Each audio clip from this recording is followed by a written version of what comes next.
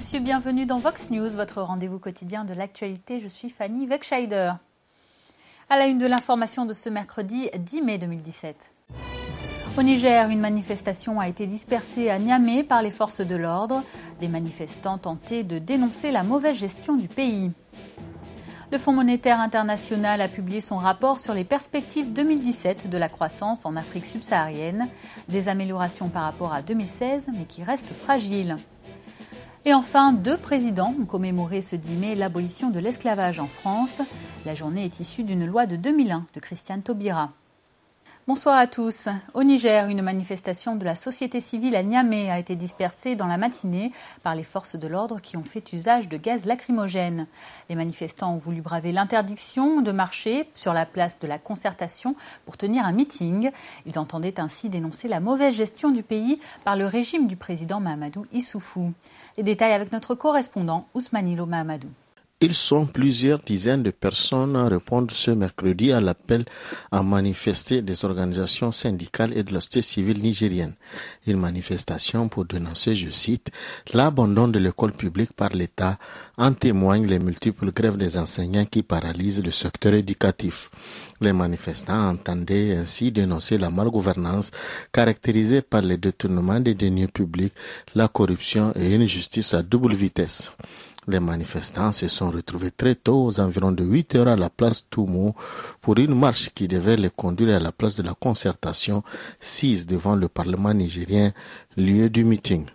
Seulement, à leur arrivée à la place Toumo, les manifestants ont trouvé déjà les forces de l'ordre sur place qui occupaient le lieu. La manifestation était en fait interdite au motif de risque de trouble à l'ordre public. Cependant, les responsables syndicaux n'ont reçu la notification que la veille après 18 heures, alors qu'ils devaient en prendre connaissance 24 heures d'avance, ce qui pour eux est illégal et anticonstitutionnel. Raison pour laquelle ils ont voulu braver l'interdiction et ont donc dû se heurter à la répression des forces de l'ordre qui ont fait usage de gaz lacrymogène pendant que certains manifestants brûlaient des pneus. Après plus de 2 heures d'attente sans avoir pu tenir la manifestation et le meeting, ils se sont donc dispersés, mais avec la détermination de revenir à la charge dans les prochains jours, a averti un responsable des organisations de la société civile. Écoutons des réactions de la part de l'organisateur de cette manifestation et d'un participant. Vous savez que le maire central de Niamey a pris un arrêté pour dire qu'il interdit toute manifestation les jours ouvrables et surtout dans les soirées. Mais il n'a aucun droit de faire ça parce que le peuple s'est librement donné ça dans la Constitution. Et donc je pense bien qu'un droit ça s'arrache. Les populations doivent se mobiliser pour imposer un esprit démocratique à ces autorités-là qui nous gèrent, pour imposer effectivement l'esprit de l'état de droit ici au Niger. L'interdiction méthodiquement avec une raison fallacieuse, c'est-à-dire trouble à l'ordre public, trouble grave à l'ordre public. Est-ce que nous, en tant qu'acteurs de la société, nous sommes là pour troubler l'ordre public? Nous avons suivi les voies légales, nous avons déposé une déclaration de manifestation. Et surtout que la Constitution n'a jamais demandé aux autorités d'interdire une manifestation. Nous sommes venus pour sauver notre pays qui souffre. Donc nous sommes obligés de nous lever pour le défendre. C'est à cause de la passivité des populations. Ce n'est donc pas de la faute des forces de l'ordre, mais des ennemis qui sont cachés parmi nous. En République démocratique du Congo, le parti de l'Union pour la démocratie et le progrès social a annoncé que le rapatriement du corps de son ancien leader, Étienne Tshisekedi, serait de nouveau reporté.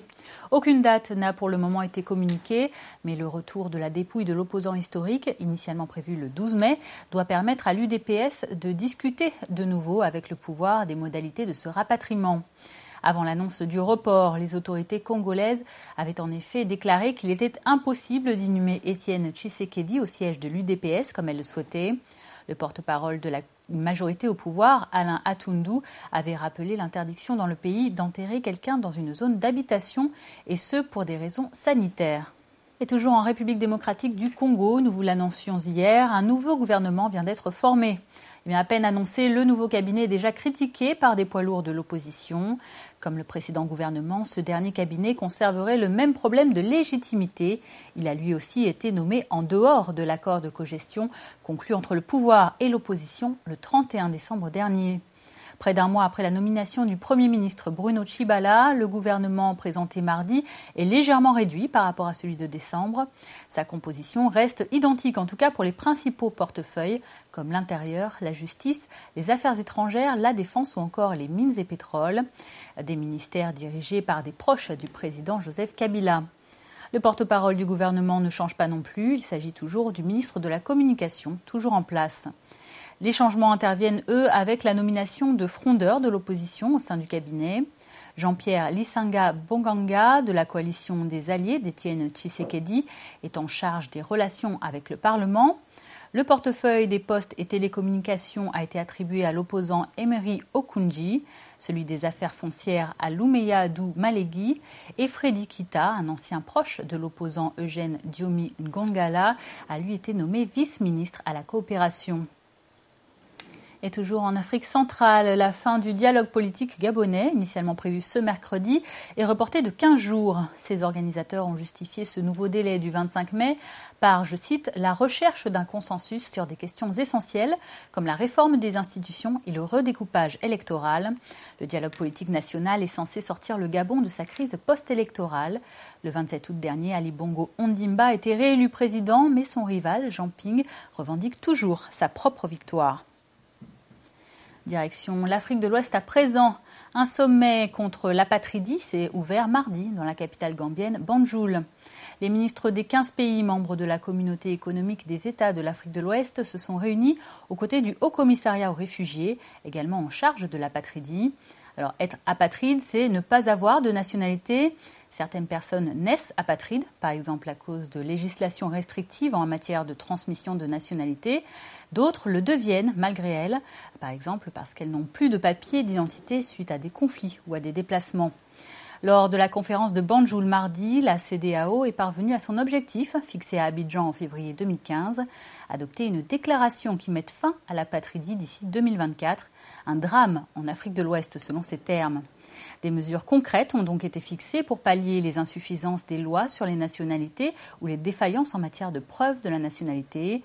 Ce plan d'action régional doit maintenant être entériné par les instances de la CEDEAO avant de devenir un document légal et contraignant. Selon le HCR, plus d'1 million de personnes sont apatrides en Afrique de l'Ouest, le même nombre en Afrique australe et des dizaines de milliers en Afrique de l'Est. Cette situation impacte la stabilité des pays, mais aussi la vie quotidienne des personnes concernées. Elles n'ont souvent pas accès à l'école ni aux soins et ne peuvent pas ouvrir un compte bancaire, accéder à la propriété ou même simplement voyager.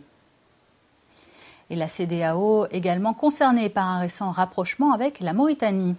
Le pays avait quitté l'espace communautaire en 2000. S'il n'est pas question pour la Mauritanie de réintégrer l'organisation régionale pour le moment, elle renforce cependant ses liens économiques et commerciaux. Un accord d'association vient d'être signé avec la CEDEAO afin d'accélérer le processus d'intégration de la Mauritanie en Afrique de l'Ouest. Si le calendrier est respecté, la Mauritanie et les États de la CEDEAO constitueront une zone de libre-échange au 1er janvier 2019. Les biens venant de Mauritanie ou des États membres pourront ainsi circuler sans droit de douane entre les 15 pays de la CEDEAO et Nouakchott. La Côte d'Ivoire a réalisé lundi une importante saisie dans le cadre de sa lutte contre le trafic international d'espèces protégées. Près de 60 kilos d'ivoire et 7 peaux de panthère ont été interceptés grâce à une opération conjointe menée par l'ONG Eagle et le ministère des Eaux et Forêts via son unité de lutte contre la criminalité transnationale organisée. La traque a aussi permis l'arrestation de 2 trafiquants présumés qui ont déclaré que les produits saisis étaient destinés à l'Asie. Ils ont été placés en garde à vue. La valeur des 6 défenses d'éléphants, de la centaine d'objets taillés dans de l'ivoire et des peaux de léopard saisies à Trècheville et à Cocody, 2 communes d'Abidjan, est estimée à près de 20 millions de francs CFA, soit environ 30 000 €. De 59 kilos d'ivoire et 15 kilos de peaux de panthère qui sont des algues qui proviennent d'animaux protégés en Côte d'Ivoire. Et je pense que c'est une très bonne action pour moi, ce qui a été fait hier, et que nous sommes engagés à poursuivre tous les délinquants, ceux qui vont menacer toutes les espèces menacées en Côte d'Ivoire. Et donc ces individus s'apprêtaient à les exporter vers l'Asie, notamment la Chine, où ce type de produit est vraiment prisé. Le commerce de l'ivoire est interdit. Donc il faut que les gens arrêtent d'abattre les éléphants.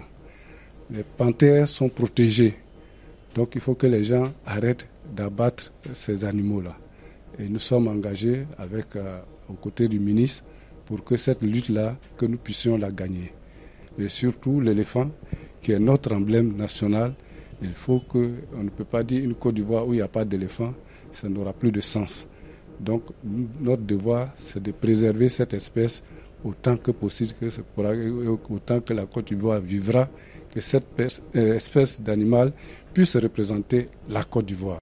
Restons en Côte d'Ivoire où des membres de la société civile réunis au sein de l'Initiative ivoirienne pour la démocratie et le développement ont dénoncé samedi dernier à Abidjan les grandes difficultés socio-économiques des populations et ce malgré la croissance économique. Cela s'est déroulé lors d'une conférence publique sur le thème « La faim, la face cachée de l'émergence ». Les détails avec Parfait Adjo et Didier Kindokwadio. En déclarant que l'édification de l'émergence telle que pensée et mise en œuvre en Côte d'Ivoire suscite de nombreuses inquiétudes, samedi dernier à Abidjan, lors d'une conférence publique sur le thème « La face cachée de l'émergence », Innocent Nielbian, président de DESIDE, Initiative ivoirienne pour la démocratie et le développement, a voulu interpeller le gouvernement de son pays sur la situation qui y prévaut. Quel peuple pourrait s'opposer à ce que son pays soit émergent, s'est-il interrogé. Sa réponse, à l'évidence, aucun. Selon lui, s'il est vrai qu'un pays émergent, c'est une croissance forte et soutenue, il n'en demeure pas moins qu'il doit exister une amélioration significative du cadre économique et social et surtout du niveau de vie des citoyens. Il s'est aussi demandé comment la forte croissance que l'économie ivoirienne connaît depuis plus de 5 ans reste problématique puisqu'elle est demeurée source de paupérisation alors qu'elle devrait améliorer les conditions de vie des populations. Il est bon de parler d'émergence dans un pays et d'ailleurs qui refuserait d'être émergent, que son pays soit émergent. Voilà, mais seulement c'est qu'on estime, n'est-ce pas, que cette émergence-là se fait à l'encontre des intérêts des populations de ce pays. Cette émergence piétine et foule au pied, n'est-ce pas, le bien-être des populations de Côte d'Ivoire. Et nous avons emmené des corps en lutte aujourd'hui pour que l'opinion nationale et internationale sache, n'est-ce pas, cette face cachée-là que beaucoup ignorent du fait, n'est-ce pas, d'une communication savamment orchestrée, n'est-ce pas, par les différentes officines. Quand de façon objective, donc les peuples sont en souffrance, cela s'exprime automatiquement d'un moment à l'autre. Soit nos pouvoirs publics décident de regarder la vérité en face, de regarder la souffrance de la famille Bondi en face, de regarder la souffrance des agriculteurs en face, auquel cas ils trouvent une solution et ça apaise le climat social, ou bien soit ils décident effectivement, comme ils le font actuellement, de fermer les yeux, de fermer les oreilles. Au-delà de la communication que font les pouvoirs publics sur l'amélioration des conditions de vie des Ivoiriens, soutient le conférencier, ces derniers vivent tout à fait une autre réalité, à savoir les augmentations incontrôlées des factures d'électricité et d'eau, des produits de première nécessité sur les marchés, les impôts injustifiés sur les salaires, les revenus et sur les entreprises. Il notifie qu'aucune réponse satisfaisante n'est donnée en termes de réformes sociales et économiques pour le bien-être des populations et se réfère au classement 2015 du PNUD, Programme des Nations Unies pour le développement, sur l'indice de développement humain où la Côte d'Ivoire est au 172e rang mondial sur 188 pays et au 37e rang mondial africain sur 54 pays. Évoquant les principales difficultés socio-économiques que vit la Côte d'Ivoire à cette 3e conférence publique de DESIDE, les participants ont émis le vœu de voir les autorités planifier dans les semaines ou mois à venir des actions qui apporteront des réponses aux inquiétudes des populations.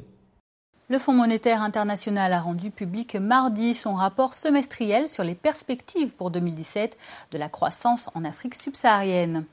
Dans les grandes lignes, après une mauvaise année 2016, une amélioration est en vue cette année, mais une amélioration fragile et déséquilibrée entre les pays. En 2016, la croissance avait diminué dans 8 pays sur 10 pour tomber, atteignant le plus mauvais taux depuis 2 décennies. Les principales causes en sont la chute du prix du pétrole, la morosité des cours des autres matières premières et la sécheresse en Afrique australe. En 2016, l'Afrique subsaharienne a connu le taux de croissance le plus faible depuis 20 ans, 1,5%. Cela a été le résultat surtout du ralentissement de la croissance dans les pays producteurs de pétrole, comme le Nigeria, l'Angola. Le FMI parie sur une meilleure année 2017 avec une croissance de 2,6%. Mais cette amélioration, encore insuffisante, ne devrait être due qu'à 3 pays. le Nigeria où la production pétrolière redémarre, l'Angola où les dépenses publiques augmentent et l'Afrique du Sud où la sécheresse s'atténue. Restent les déséquilibres. La sécheresse frappe toujours l'Afrique de l'Est et la moitié des pays d'Afrique subsaharienne sont en situation d'insécurité alimentaire, avec même un état de famine déclaré au Soudan du Sud. Déséquilibre également dans les comptes nationaux, avec par exemple la zone CEMAC en Afrique centrale, qui a vu ses déficits budgétaires augmenter à cause de la crise pétrolière. Au Soudan du Sud, le président Salva Kiir vient de remplacer son chef de l'armée. Le général James Adjongo a succédé mardi à Paul Malong. Ce changement à la tête des forces de sécurité intervient après une série de démissions depuis février par des généraux et des fonctionnaires qui reprochaient au pouvoir des crimes de guerre, un non-respect des droits de l'homme et un parti pris tribal. L'ancien chef de l'armée Paul Malong était en effet de la même ethnie Dinka que le président. Son successeur, le général James Adjongo, est lui issu de la minorité ethnique des Luo, originaire du nord-ouest du pays. Le ministre sud-soudanais de la Défense a précisé que ce remplacement à la tête de l'armée n'affecterait pas la lutte contre les groupes rebelles dans le pays. Au nord du continent, d'autres démissions. En Tunisie, le président de l'instance supérieure indépendante électorale, Chafik Sarsar, a annoncé mardi qu'il quittait ses fonctions. Suivi par 12 de ses collaborateurs, le chef de l'instance électorale a justifié sa décision par un manque d'impartialité et de transparence. Le choc de la démission de cette personnalité respectée s'ajoute à un contexte politique déjà tendu, notamment à cause d'une nouvelle tentative de la présidence de faire passer un projet de loi décrié sur la réconciliation. L'instance supérieure indépendante électorale est l'une des rares instances institutionnelles indépendantes de la Tunisie d'après la révolution de 2011. Elle bénéficie d'une solide réputation pour son organisation des législatives et de la présidentielle de 2014. Les analystes estiment que les démissions au sein de l'ICE pourraient retarder l'organisation des élections municipales prévues le 17 décembre prochain. Et pour expliquer sa démission, Chafik Sarsar a évoqué des conflits internes, je cite, touchant aux valeurs et aux principes sur lesquels se fonde la démocratie. Mohamed Chafik Sarsar, président de l'instance, le juge Mourad Moueli, vice-président, la juge Lamia Zargouni, membres de l'instance, ont décidé de démissionner de leur poste. Leur démission sera présentée bientôt, conformément aux mesures de la loi fondamentale numéro 29 de l'année 2000. Et le climat économique et social de la Tunisie est particulièrement morose malgré une transition démocratique plutôt réussie. Le gouvernement de Youssef Chahed, entré en fonction il y a moins d'un an, est lui aussi confronté à la montée des mouvements sociaux, notamment à Tataouine, à Kérouan ou encore à Kef. Et c'est dans ce contexte que le président tunisien, Béji Caïd Essebsi, a annoncé ce mercredi l'envoi de l'armée pour protéger les sites de production du pays, particulièrement ciblés par les mouvements sociaux qui tentent d'empêcher leur exploitation. Toute personne qui voudra manifester manifestera dans le cadre de la loi. L'État, dans ce cas-là, garantira sa sécurité. Mais les manifestants ne doivent pas arrêter la production. Qu'est-ce que nous avons ? Nous avons du phosphate, un peu de gaz, du pétrole et le tourisme. Nous avons l'agriculture, nous avons de l'huile d'olive et des dattes. L'État doit aussi protéger ses ressources car elles sont les ressources de tout le peuple tunisien. L'armée tunisienne protégera dorénavant les sites de production des mouvements sociaux susceptibles d'empêcher leur exploitation. Nous savons que c'est une décision grave, mais qui doit être prise. La démocratie, sa condition, c'est l'état de droit. Les bouleversements politiques et sécuritaires qui ont suivi la révolution tunisienne de 2011 profitent aux contrebandiers. Trafic de drogue, de cigarettes ou encore d'êtres humains vers ou depuis l'Italie, ce sont autant de méfaits que tente de stopper la garde maritime tunisienne qui pourchasse des délinquants qui circulent à bord de vedettes ultra rapides. Depuis sa cabine de pilotage, le commandant Mohamed Nasser scrute les écrans des radars. Avec son équipage de la garde nationale maritime tunisienne, il est à la recherche de trafiquants d'un nouveau genre. Pour mener leur trafic, ils utilisent des vedettes ultra rapides entre la Tunisie et l'Italie toute proche. Nous avons fait échouer des opérations dans lesquelles des Tunisiens en provenance du nord de la Méditerranée étaient impliqués. Ils viennent seuls Et on trouve des devises, des cigarettes. Ce sont des choses qui existent. Depuis longtemps, des migrants prennent la mer en direction de l'Italie depuis la Tunisie. Mais ces derniers mois, de nouveaux trafics ont émergé, cette fois dans le sens nord-sud. En mars 2017, les gardes-côtes tunisiens ont mis la main sur plus de 31 kilos de cocaïne larguée dans les eaux tunisiennes par une vedette rapide.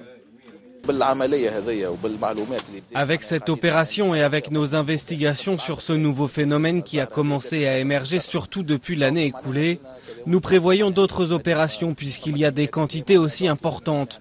Donc on doit s'adapter à ce nouveau danger. La révolution de 2011, qui a renversé le régime de Ben Ali, a laissé place à un vide sécuritaire. Et des trafiquants en tout genre s'y sont engouffrés. Les circuits de la contrebande étaient bien connus et bien maîtrisés par les proches du régime. Et de ce fait-là, il n'y avait pas de contrebande d'armes et de drogue. C'était presque une condition du contrat.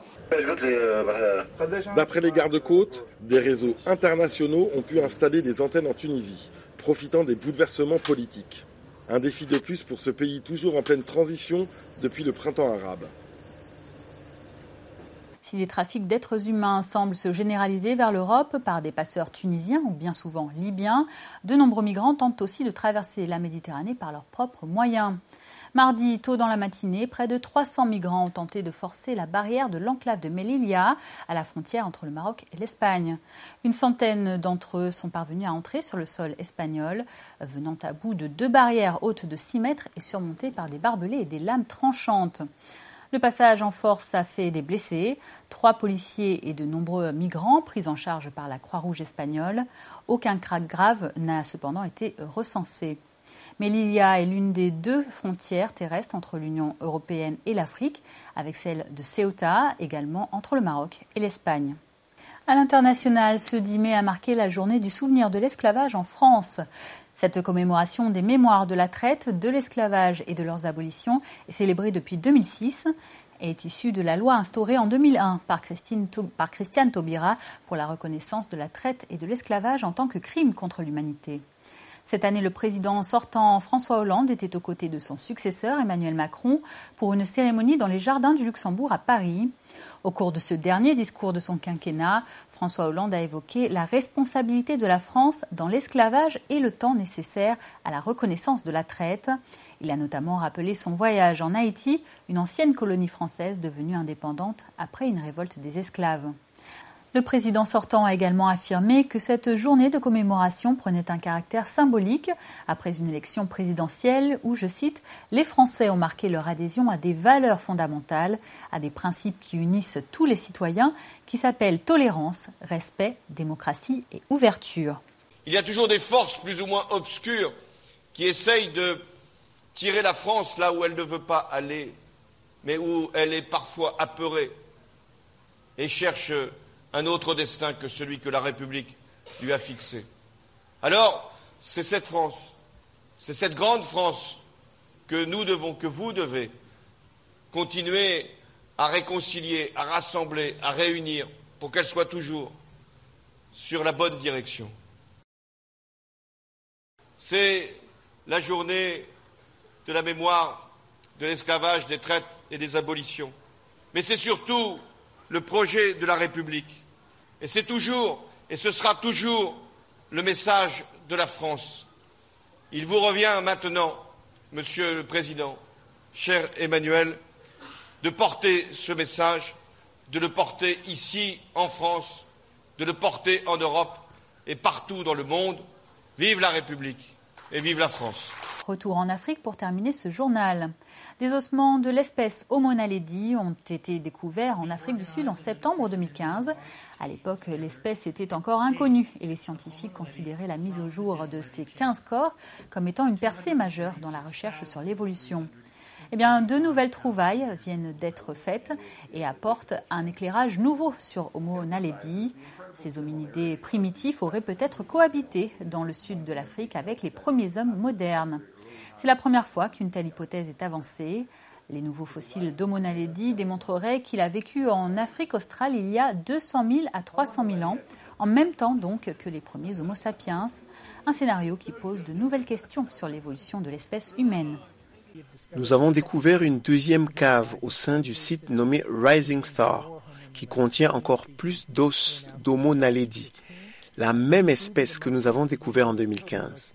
Il y a plusieurs individus, dont un squelette, l'un des plus complets jamais trouvés, avec un très beau crâne, très bien conservé, que nous avons appelé Néo.